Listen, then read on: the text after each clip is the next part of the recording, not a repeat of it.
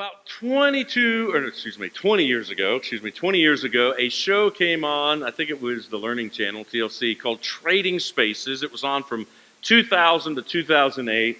And the concept of the show, if you didn't see it, was friends or neighbors would swap houses for 2 days in the beginning, then it became 3 days. And they would each be given $1,000 in the beginning, and as the show went on, they ended up giving them $2,000. They got a designer, they got a carpenter, and they would trade spaces, and like that neighbor might say, I really want my living room to be this, this, and this, and then those neighbors and that designer would try to spruce up, make it a different place for them. And oftentimes the neighbors and friends and designers took creative risks that their friends would not, and most of the time people were like, oh, this is great. There's a few times where like they hated it, like I think one time one of the designers named Hildy like glued records all over the wall, like just albums all over the wall. And then the worst one I saw was when she took a bale of straw and literally just glued straw to the wall. Hope you didn't have allergies.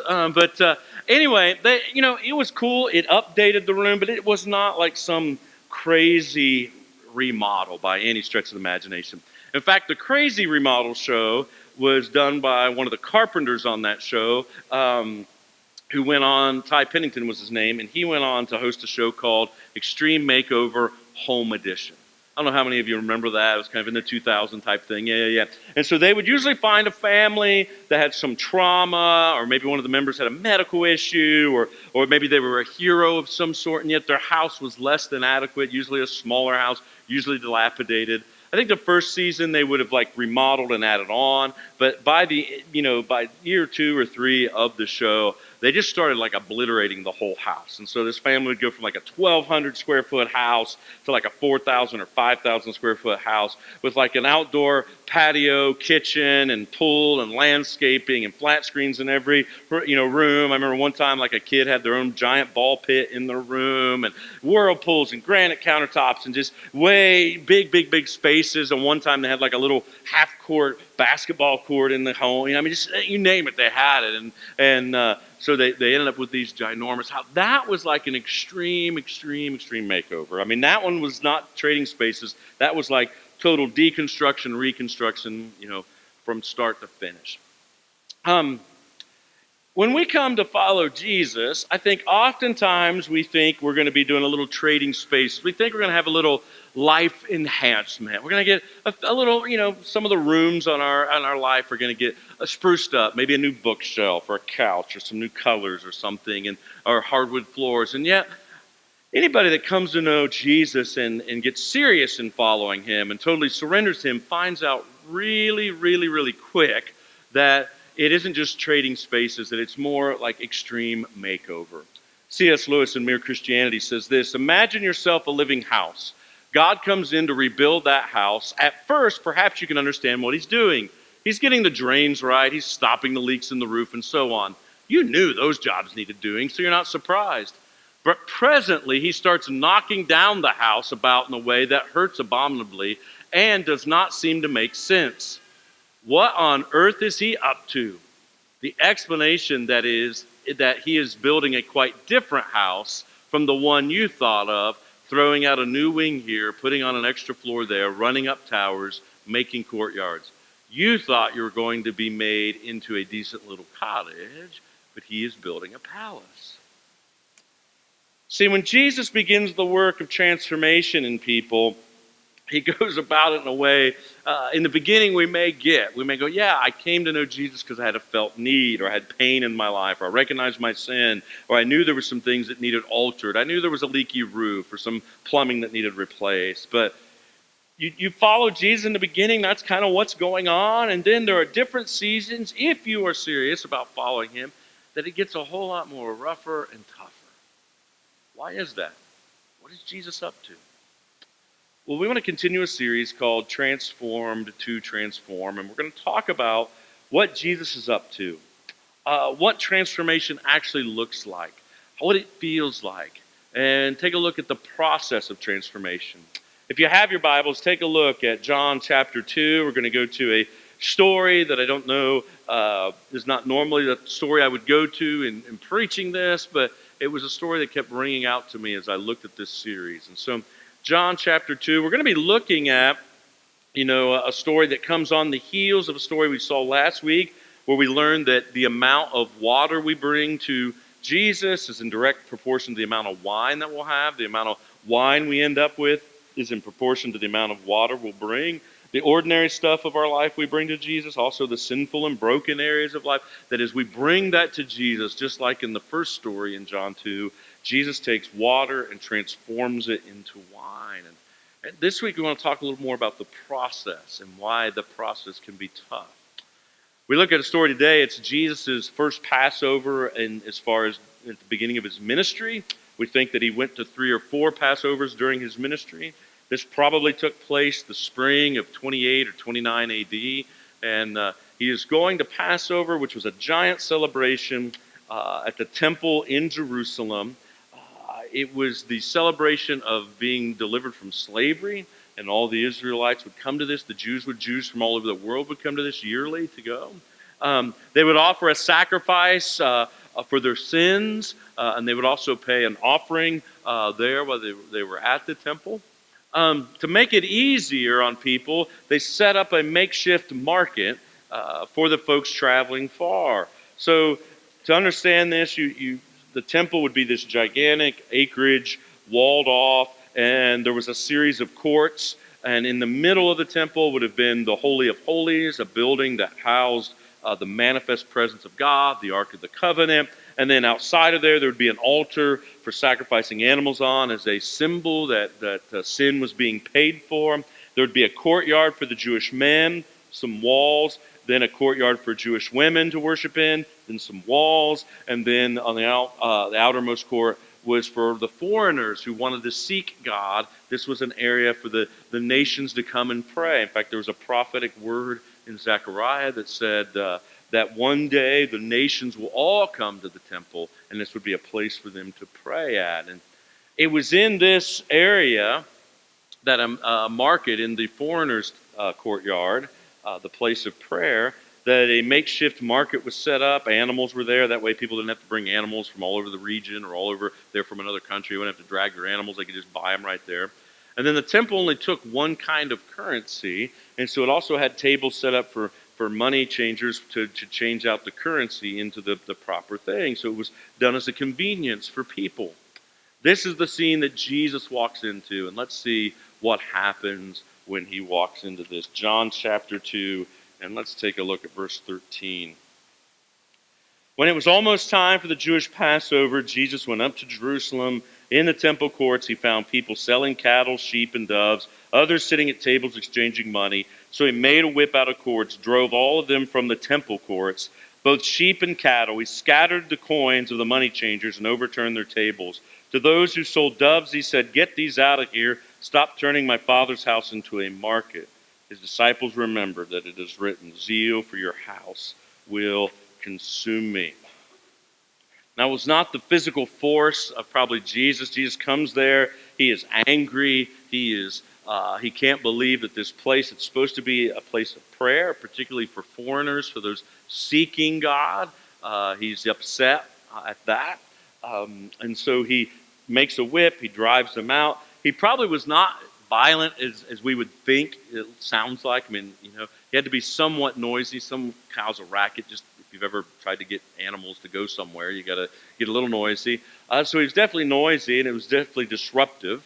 But it wasn't violent. If it had been violent, there was a fortress right above the temple where the Romans were always watching.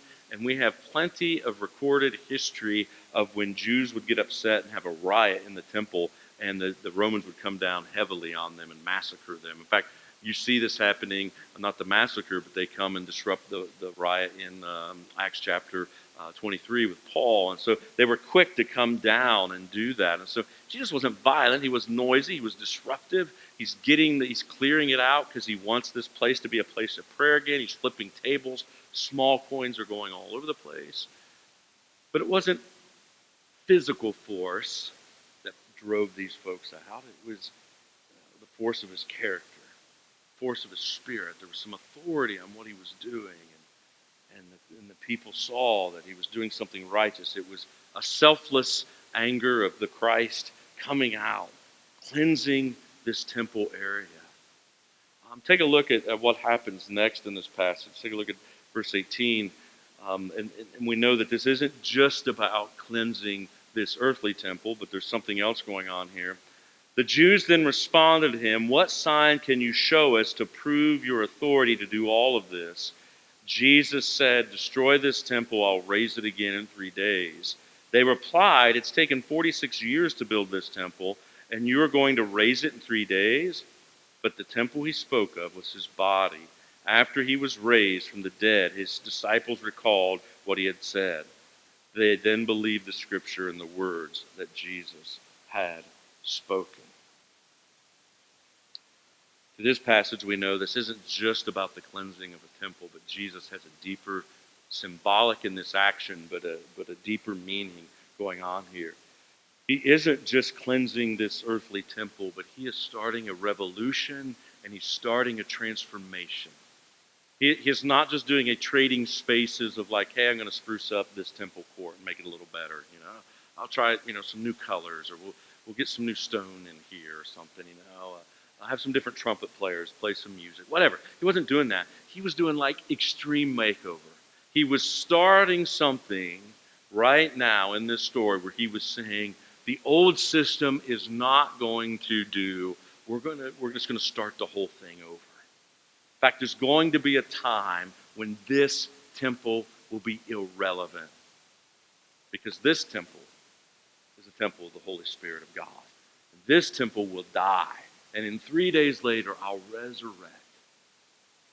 Of course, those of us who are followers of Jesus know that began a hope that if Christ can be transformed that way, that he has the power to transform us, not just our physical bodies into bodies of glory, but our character, our morals, our soul, so that we would be transformed into the kind of people that hunger after God. We'd be transformed into the kind of people who actually find it harder and harder and harder to sin, to rebel against God. He was doing some kind of revolutionary transformation. This wasn't an episode of This Old Temple where he's going to throw a new hot water heater in it. He's going to knock the whole thing down eventually, right?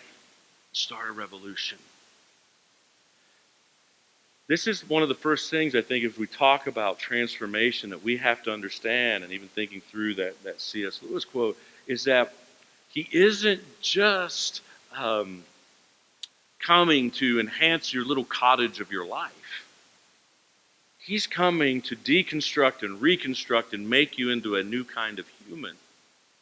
Again, that C.S. Lewis quote, let's see the ending of that. What on earth is he up to? When you begin to feel him stretch you, when you begin to feel him knock down some walls, and if you're a follower of Jesus and you haven't felt that, then I would question if you've totally surrendered to him. Because when you start surrendering, he begins to say, oh, you want me to make my home in you? Awesome. And it's not like, when you have guests. We're going to have guests at our house later today. Jesse's got some friends coming over for a Super Bowl party. And Christy and I will tell them, make yourself at home. But if they end up looking in my underwear drawer, I'll say, that was not what I meant. And then why on earth would you want to do that? But anyway, I'll just filter the rest of my comments. See, those guests know what I mean and Christy means when we say make ourselves at home. We're not saying go through the checkbook in the desk drawer. We're not saying, hey, feel free to go through all our medicines or whatever, Maybe a little weird, But see, Jesus isn't that kind of a guest. When you say make yourself at home, Jesus takes you up on it, and he will begin to knock out walls and put it on additions, because he wants to make it a different house from the one you thought of. Throwing a new wing here, putting an extra floor there, running up towers, making courtyards. You thought you were going to be a decent little cottage, but he has in mind of making you a palace. The process of transformation starts with this clean out from Jesus. You start that by being born again. It's where transformation happens. Birth is a transformative experience, right? Ask any woman that's given birth. Transformative. Even think about how you began. Sperm and egg came together and something completely different was created. Transformative, right? Those cells weren't the same when they combined. They became something completely different. And the process of transformation starts by you being born again, surrendering your life to Jesus, following him. His Spirit comes in you, and he begins the transformative work. We'll give you a chance to do that. If you haven't done that, we'll do it later. Others have done that. There's another step into transformation. It is baptism. Baptism is a transformative experience where the grace of Jesus meets people in the water. They die to Christ and they are raised to life again. It's transformative. You can go to interest meetings next week, right after both services, and we'll be doing baptisms on the 17th. I've already talked to a couple people getting baptized on the 17th. You can join them. I'll give you a chance to commit to doing just that at the end of this service. You can say, yes, I'm going to go to the interest meeting. I'm going to get baptized. That's where the reconstruction begins, where the process of transformation begins. Now, the process of transformation is just that. It is a process of a whole new person. And it is not a 7-day project like Extreme Makeover. It is your whole life. But it is a transformation process. What it is not an information dump. You ever gone to like a work meeting, training, and you go to this meeting and it's just like the dump truck of information comes and blah, blah, blah. You're like, do you feel transformed by that? You feel weighed down? You ever been to church like that? Ever, I'll be daring here. Ever heard me preach and it just feels like, well, you just backed the dump truck up, man. I've sat through sermons where they'll talk about, you need to, be patient. And it's information. And by the end of the seminar, the service, or the retreat, I just feel weighed down. Because information's never transformed me. I mean, think of a caterpillar. Caterpillars, they supposedly the black stripe says how long winter is or whatever. Apparently, Pakistani Phil says we're going to have 6 more weeks of winter. Somebody got to shoot that thing. But anyway, just picture I have my nice little all black, because it's going to be a long winter, because the groundhog said so. And I have the little caterpillar, and I pull out my science textbook, and I say, here's how you're going to be transformed into a beautiful butterfly, Mr. Caterpillar. Well, you're going to be a larva, and you're going to be a caterpillar, and you're going to find a nice, safe leaf to hide under so the bird doesn't eat you while you're in whatever state of metamorphosis you're in. And you're going to have a cocoon. You're going to have, isn't chrysalis a part of that or something? Yeah, you're going to have all of that. And does my reading the textbook to my little friend here make any difference to the caterpillar? It's going to add to his transformation. I mean, he's got some information already. It's built into him. But he's got all that he needs. Transformation doesn't happen because of information. It happens because of transformation. It happens because the power of Jesus and the presence of Jesus comes into you and begins the transformative work. A certain amount of information is needed. I'm grateful you come to hear me every week here. I sometimes wonder why. But the goal isn't for me to just do information dumps on you. The goal is I would give you just enough information so that you could go before Jesus and be transformed by his presence. So that you could have some tools in your toolbox so that you could be transformed by him. Let me press deeper on this of what transformation actually looks like. It's kind of like this. We have some guys in our church, and they do extended runs, crazy runs. They'll do 35 miles, 50 miles. Well, they're getting ready for a run here soon. And they're going to do 150 miles, where each guy's going to take 30 miles of it. And I think they're doing it 5-mile increments, and then the other guy's doing 5, and then 5, and you come back. But eventually, you're going to do 30 miles that day. That's a long run. Now, let's just say they come to me. So, Joel, we have scanned the whole church. And we need a 5th guy on our team. And we think you're it. I put down my donut. I say, really? And I began to have visions of grandeur, like, I'm going to be the guy. Like I subscribe to Runner's World, and I watch YouTube videos, and I pull out Chariots of Fire, and da da da da da, and I'm having visions of grandeur as I am the guy. They're gonna let me take the last 5 miles. I'm gonna be the anchor. And Simon and Ed and Sam are all gonna high five me as I cross. Then it occurs to me, I can't even try to run down the end of my street, let alone 30 miles. You don't just try to run 30 miles, do you? Nobody says, I'm going to try to run 30 miles tomorrow. You're an idiot. If you've not done any running, I don't know, maybe if you're in decent shape, you can push yourself to get a 5K out. I don't know, maybe. You're not going to run 30 miles. But what if they came to me, and I'm certainly not going to be ready for 30 miles by April, but what if they came to me and they said, we'd like you to do this eventually, and instead of trying to run 30 miles, what if I trained to do 30 miles? Well, maybe my first thing would be, I'm just going to do 3.1 miles. I'm going to sign up for a 5K in April. And it wouldn't be a beautiful 5K by any stretch of the imagination. It's for me training from February to April. I bet you I could do it if I trained for it. And then I might train for a 10K. And I don't know if this body's ever going to do 30 miles or not. Certainly not all in a row. Maybe one a day for 30 days. But I bet you if I trained enough, I could do it. Wouldn't be pretty. The process of transformation is about training, not trying.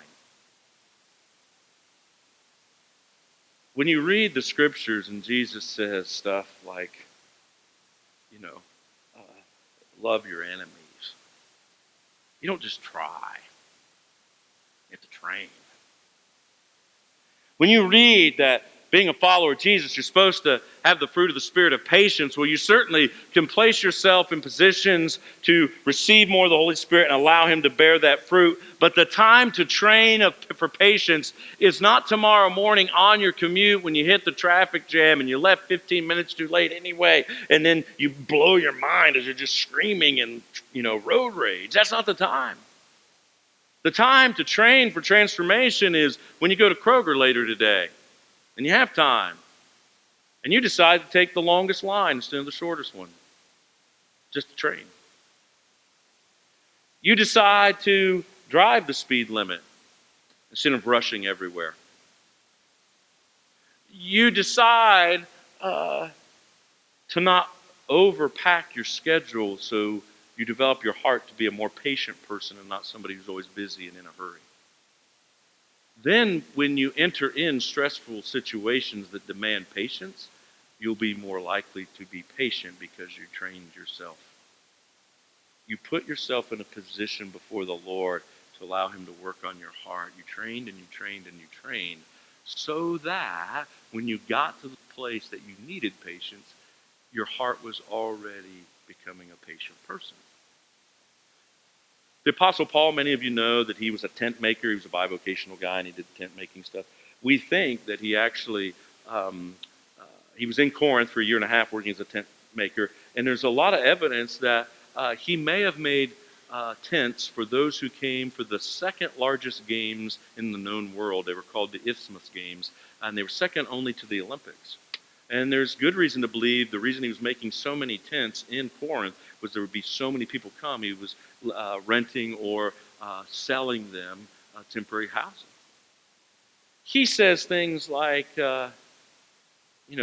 physical training has some value, but train yourself in godliness, that you might compete for a crown that will last forever.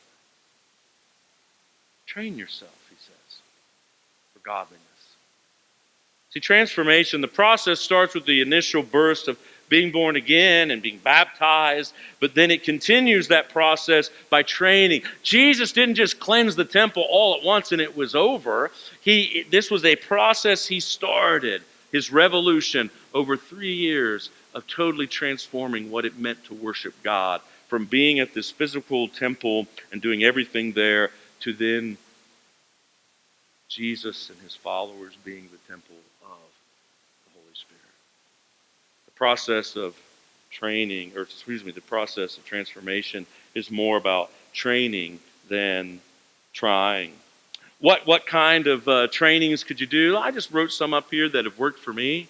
Daily time with God since 2006. I found a method of daily time with God that has worked very well for me, and I've kept it up that long. And I really struggled to have a daily time with God. And yet I have found getting before the Lord is transformative. 2 Corinthians 3:18 says that the more we see Christ, the more we are transformed into his likeness from glory to glory. Again, even that is about process. It's not just all at once, it's from glory to glory. Exposing yourself to Jesus over and over again will transform you. If you'd like to learn a Bible study and prayer method, I would encourage you to sign up for next week's Find God class. It'll be during second service, and you will find a tool for your toolbox that is working for a chunk of people in the life of our church. And like I said, it's worked for me now 14 years, so I'd encourage you to try it and add it to your toolbox. But daily time has been a training. Community. I've been in small groups since I was 18 years old. And some years, some seasons, I've been in like 2 or 3 small groups at the same time. I've found being in community with brothers and sisters who can encourage me, hold me accountable, allow me to practice my transformation has been huge in my transformation. I can't say enough about what community means in small groups and friendships to transforming a person's life. And I'd encourage you to check out our small group wall, or if you need help, to sign up for Find God, which will be the 3rd Sunday of the month during second service. To find community. You know what? In community, you get to practice empathy, patience, and forgiveness. Because not everybody in your community and your small groups and friends are, they're not always just perfect. You know that? So you get to practice. And since you're not perfect, you're giving them plenty of opportunities to practice too. It's a beautiful thing. Full-bodied worship, just for me, I won't spend time on that, but just I know since junior high of incorporating my body into worship, whether it's kneeling or raising my hands, is transformative practice and training for me. I'll let you in on a secret. I don't feel like engaging with God every Sunday I'm here. In fact, most Sundays I got 400 things going through my head. This is like the last place I'm going to engage with God because I got so much rattling in my head because of everything going on, right? And yet, what I have found is in the times I don't feel like worship, or building a rhythm of worshiping on Sundays and in daily with God, or weekly taking some time out in the car as I'm driving, those kind of things. When I incorporate rhythms of worship and I worship even when I don't feel like it, and particularly if I engage my body even when I don't feel like it, those are the times I meet God. And there's training that's happening in here. Part of the training is just what you heard me say, doing things when you don't feel like it. So I want to beat this thing into submission. I want to make it my slave. But all too often in the human experience, in my experience, I'm a slave to this thing. And simply by worshiping, even when I don't feel like it, particularly engaging my body, whether hands raised or singing or kneeling, engaging my body is a way to train my heart, and in that training, transformation happens. Conversational prayer, forgiveness is trading with God. I'm hurrying through these only because of time. I have found that when I train myself to forgive even the slightest of slights, it trains me to be able to more easily forgive when I'm really hurt and offended. And so I spend time during my time with God going over how people have hurt me or things they have said, even the slightest of slights. and I trade those to God. I say, God, I give that person, I give that comment, I give that action to you. And it trains my heart so that when really big things happen, it doesn't necessarily make it easy, but I've already trained my heart to do it, and it makes it easier. I find solitude. Friday morning, everybody went to work and school. I was home by myself. I had 2 hours of just quiet with the Lord. It's been a long time. I needed that. I'd planned on doing some other things, getting things done. But I recognized a rhythm of solitude, of just silence.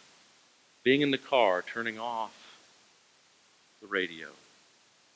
On Friday, putting the phone in the kitchen and me sitting in the living room so I wouldn't be tempted. Just calming down. It's a training that makes your heart more sensitive to the Lord, and it aids in your transformation. I'd encourage you to choose one of those, or you might say, well, what training do I need? Well, it depends what you're going to do. If the training you need is running, then you should do trainings that go with running. But if the training you need to do is to become a nurse, that's going to be a different kind of training, right? Well, what do you need? If you need patience, that's going to be a little different training. If you need, other things in your life, so pick trainings, pick disciplines that work for what you want them to do. If you need help on that, Richard Foster's book, Celebration of Discipline, is a great book. And then at the cookies a little lower on the shelf, John Ortberg's book, The Life You've Always Wanted. It's a phenomenal book. I would encourage anybody to read that.